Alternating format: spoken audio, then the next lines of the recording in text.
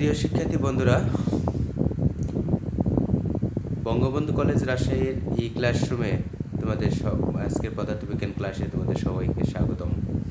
আজকে পদার্থবিজ্ঞান ক্লাসে পাঠ উপস্থাপনায় আছি আমি মোহাম্মদ নজরুল ইসলাম, প্রভাষক পদার্থবিজ্ঞান, বঙ্গবন্ধু কলেজ রাজশাহী। এর আগে তোমাদের সাথে আমার 7টি ক্লাস সম্পন্ন হয়েছে। আজকে তোমাদের সাথে আমার পঞ্চম ক্লাস। আজকে অষ্টম ক্লাসের শুরুতেই তোমাদের সাথে যে বিষয় নিয়ে আজকে আমরা আলোচনা করি সেটা হচ্ছে গাণিতিক কিছু সমস্যার সমাধান নিয়মগুলো নিয়ে আলোচনা করব। এখানে গাণিতিক সমস্যার সমাধান করার শুরুতেই তোমাদের সাথে আমি একটি জিনিস নিয়ে আলোচনা করতে যাচ্ছি, সেটা হচ্ছে ধরে নাও যে এখানে তোমার বাড়ি, সেই বাড়ি থেকে তুমি প্রথমে তোমার স্কুলে গেলে, অর্থাৎ তোমার কলেজে গেলে, কলেজ থেকে তারপরে তুমি একটা ফিল্ডে গেলে খেলার জন্য। কিন্তু এখানে তাহলে তোমার মোট দূরত্বটা কত হচ্ছে? স্কুল থেকে অর্থাৎ তোমার বাড়ি থেকে স্কুল বা কলেজ, সেই কলেজ থেকে তোমার মাঠ, এই দুটো দূরত্ব। কিন্তু আমাদের পদার্থবিজ্ঞানের ক্ষেত্রে এই দূরত্বটা কিন্তু একটু অন্যভাবে বড় করা হয়। অর্থাৎ এখানে যদি স্কুলকে বাড়িকে এইচ, স্কুল এস এবং প্লেগ্রাউন্ডকে যদি পি দ্বারা কল্পনা করি, তাহলে এখানে তোমার দূরত্বটা হচ্ছে HS plus SP, HS plus SP. কিন্তু আমাদের পদার্থবিজ্ঞান ভেক্টরের ক্ষেত্রে যেটা জানা যায় সেটা হচ্ছে তোমার এই দূরত্বটা নয়, অর্থাৎ সর্বশেষ দূরত্ব, অর্থাৎ দুইটি সরণের প্রথমটার আদি বিন্দু এবং শেষটার শেষ বিন্দু, সেটার অবস্থার মধ্যবর্তী যে দূরত্ব, সেটাই আমরা কল্পনা করি। অর্থাৎ এখানে তোমার মোট অতিক্রান্ত দূরত্ব এইচ এ, যেটা আমরা লব্ধি ভেক্টর দ্বারা প্রকাশ করে থাকি। যদি সেটা তোমরা একটা ত্রিভুজ আকারে কল্পনা করতে থাকো তাহলে সেটা হতো। আবার যদি এমন হতো যে খেলার মাঠটা তোমার স্কুলের মধ্যেই বা তোমার বাড়ির মধ্যেই, সেই ক্ষেত্রে কিন্তু ঘটনাটা আলাদা হতো। যেমন এখানে আমাদের চিত্রে যেটা দেখতে পাচ্ছি যে তোমার বাড়ি এবং প্লে গ্রাউন্ডটা দুটো একই জায়গায়। সেখানে তুমি প্রথমে কী করলে, বাড়ি থেকে স্কুলে গেলে, স্কুল থেকে আবার তুমি প্লে গ্রাউন্ডে গেলে, অর্থাৎ খেলার মাঠে গেলে। সেখানে খেলার মাঠে এই ক্ষেত্রে আমাদের স্মরণ হতো এইচ প্লাস এস। সেক্ষেত্রে যেহেতু তোমার প্লে গ্রাউন্ড এবং বাড়িটা একই, কিন্তু এখানে একটা জিনিস দেখো যে এইচ এস এবং এস এইচ এই দুটো কিন্তু আলাদা দিক নির্দেশ করতেছে। যেহেতু তুমি প্রথমে বাড়ি থেকে স্কুলে গেছো, স্কুল থেকে আবার খেলা মাঠে এসছো, সেই ক্ষেত্রে আমাদের এখানে দূরত্বটা একই আছে কিন্তু দিকটা চেঞ্জ হয়ে গেছে। এতে ভেক্টর গণিতের ক্ষেত্রে এই আমাদের কিন্তু দিকটা অনেক বড় ফ্যাক্ট। সেই ক্ষেত্রে এই দ্বিতীয় ক্ষেত্রে তোমার যেটা মোট ভেক্টর, অর্থাৎ তোমার লব্ধি ভেক্টরটা, সেটা কিন্তু একটা শূন্য ভেক্টর হয়ে যাবে বা নাল ভেক্টর। এখন শূন্য ভেক্টর বা নাল ভেক্টর কি? তাহলে মান শূন্য, দিক নেই। অর্থাৎ যে ভেক্টর তাকে শূন্য ভেক্টর বলা হয়। অর্থাৎ যে ভেক্টরের মানও নেই এবং দিকও নেই তাকে আমরা কিন্তু শূন্য ভেক্টর বলে থাকি। এটা কিন্তু কখনোই তোমরা শূন্য বলতে পারবে না, এটাকে কিন্তু অবশ্যই একটা ভেক্টর বলতে হবে, কারণ এর একটা দিক আছে। কিন্তু যেমন দেখো যে এখানে একটা বল দেখা যাচ্ছে, যেটা ভূমি থেকে উপরের দিকে নিক্ষেপ করা হলো এবং সেখান থেকে আবারও নিচের দিকে পড়বে। তো যখন তোমার এটা সর্বোচ্চ বিন্দুতে পৌঁছলো, এখানে কিন্তু বেগ জিরো, অর্থাৎ বলটা যখন সর্বোচ্চ উচ্চতায় পৌঁছায় তখন সেটার কিন্তু বেগ থাকে না, সেটা কিন্তু জিরো হয়ে যায়। তো এখান থেকে যদি আবার ছেড়ে দেওয়া হয় এটা, তাহলে সেটা কিন্তু নিচের দিকে পড়ে। তো এই ক্ষেত্রে কিন্তু মোট অতিক্রান্ত দূরত্বটা থাকে না, অর্থাৎ যেই বিন্দুতে ছিল সেই বিন্দু থেকেই আবার পড়েছে। সেই কারণে এই ক্ষেত্রেও আমরা সেটাকে আমরা শূন্য ভেক্টর বা নাল ভেক্টর বলে থাকি। এখন দেখো ভেক্টর সমান্তরাল কিনা তা জানতে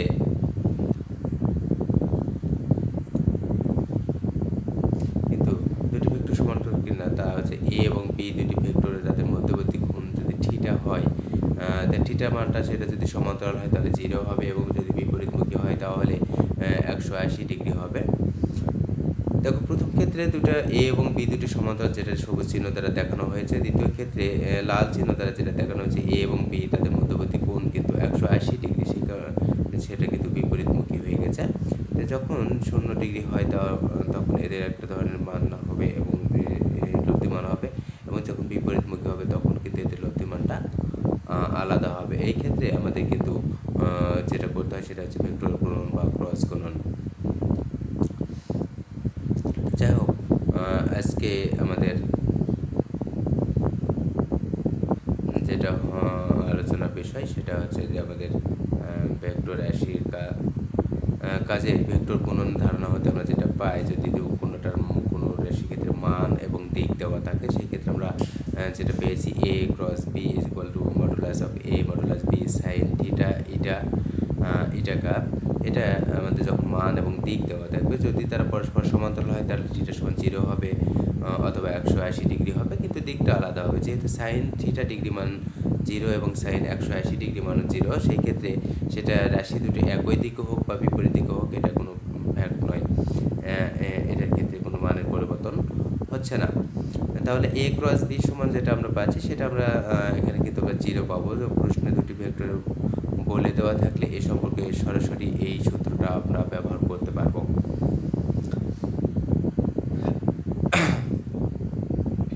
তাহলে দেখো, যদি আদারওয়াইজ এই ধরনের যদি না থাকে, তাহলে সেই ক্ষেত্রে আমরা কিন্তু অন্য প্রবলেম করে। এখন এই ক্ষেত্রে সম্পর্কিত একটা প্রবলেম আমরা নিয়ে আলোচনা করতে পারি। সেখানে হচ্ছে a ভেক্টর একটা মান দেওয়া আছে, b একটা ভেক্টর দেওয়া আছে, এবং a b যদি পরস্পর সমান্তরাল হয় তাহলে m এবং n এর মান কত। অর্থাৎ এখানে a ভেক্টর সমান 2mi মাইনাস 10k এবং b ভেক্টর সমান 3i plus 3nj minus 2k এখানে। তাহলে m এবং n দুটো আনডিফাইন্ড মান দেওয়া আছে। সেই ক্ষেত্রে আমাদের এই সমান্তরাল যদি হয়, অর্থাৎ পরস্পর সমান্তরাল যদি হয়, তাহলে সেটা মান বের করতে হবে। তো সেই ক্ষেত্রে আমরা দেখো মান বের করতে পারি যে যেহেতু a এবং b পরস্পর সমান্তরাল, অর্থাৎ তাদের ভেক্টর ক্রস গুণনটা, অর্থাৎ এই দুটি ভেক্টরের ক্রস গুণনের মানটা অবশ্যই 0 হবে। 0 না হওয়া পর্যন্ত সেটা সমান্তরাল হবে না। তো এই ক্ষেত্রে আমরা মান বের করতে পারি, অর্থাৎ আই যে কে এর সাহায্যে, যে নির্ণয়কের সাহায্যে তোমরা যে গুণটা করা শিখেছো, সেখানে সে মাধ্যমে প্রথম অবস্থায় আয়ের মান যখন আমরা বের করব, তখন এটা আয়ের এই লাইনটা এবং ওই লাইনটা বাদ দিয়ে 0 মাঝে যে সেটটা হবে, সেখান থেকে যদি আমরা সহগ সমীকৃত করে পাই, অর্থাৎ আই যে কে এর মান অপরপক্ষে আমাদের ভেক্টর যেটা দেওয়া আছে 0 সমান, তাহলে 0 যদি একটা ভেক্টরের মান হয়, তাহলে অবশ্যই আই জে এবং কে তিনটি অক্ষেরই উপাংশটা 0 হবে। সেই ক্ষেত্রে আমাদের এই সহগ সমীকৃত করে পাই, অর্থাৎ আই এর সহগ সমীকৃত, জে এর সহগ সমীকৃত, কে এর সহগ সমীকৃত করে সেখান থেকে আমরা এই মানটা খুব সহজেই বের করতে পারি। যেমন এখানে আই সহগ যদি 0 প্লাস 30n এবং ওখানে ডান পক্ষে আই এর সহগটা 0, তাহলে 30n ইজ ইকুয়াল 0 হবে। সেখান থেকে আমরা অবশ্যই n এর একটা মান বের করতে পারি। আবার যে সহগটা সমীকৃত করে সেখান থেকে আমরা একটা মান বের করতে পারি। এই দুটো মান, অর্থাৎ সহগ আই এর সহগ এবং জে এর সহগ যদি সমীকৃত করি, তাহলে আমরা নিম্নরূপে ভাবে এটা পেতে পারি।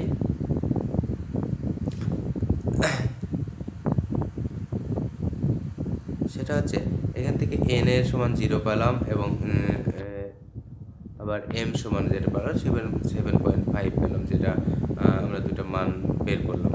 এখানে কিন্তু দেখো যে এদের কোনো একক থাকতেছে না, কারণ যেহেতু উভয় পক্ষে সহগ সমীকৃত করা হয়েছে, সেহেতু সেখানে শুধুমাত্র আমরা মানই পেয়েছি, দিক নয়।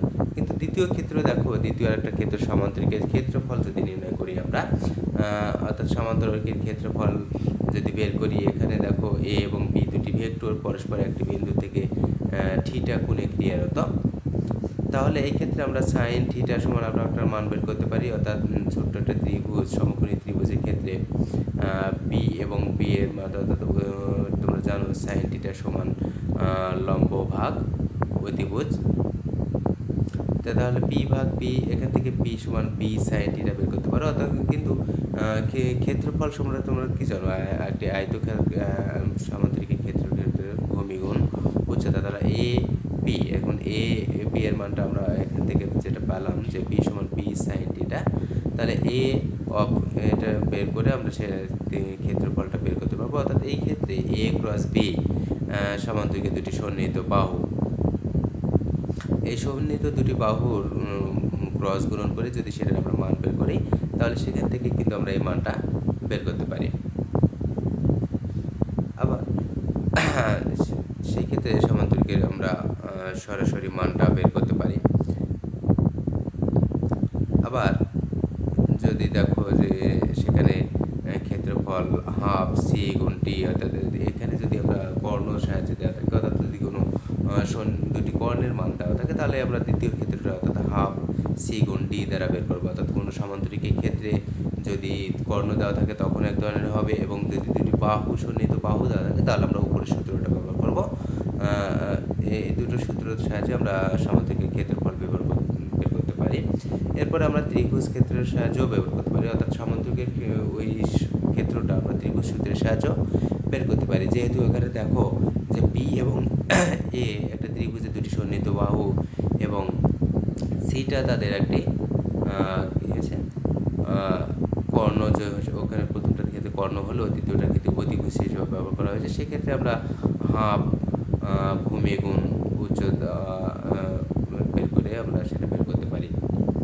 ত্রিভুজের সন্নিহিত বাহু দুটোর গুণফল তার সাথে হাফ। তাহলে একইভাবে সমান্তরিকে একটা সমান্তরিকে দুইটি অংশে বিভক্ত করতে পারি, অর্থাৎ প্রথম ক্ষেত্রে ডি একটি কর্ণ এবং পরের ক্ষেত্রে যদি সি একটি কর্ণ বিবেচনা করি, তাহলে আমরা ত্রিভুজের সূত্রের সাহায্যেও বের করতে পারি। সেই কারণে এখানে হাফ ব্যবহার করা হয়েছে।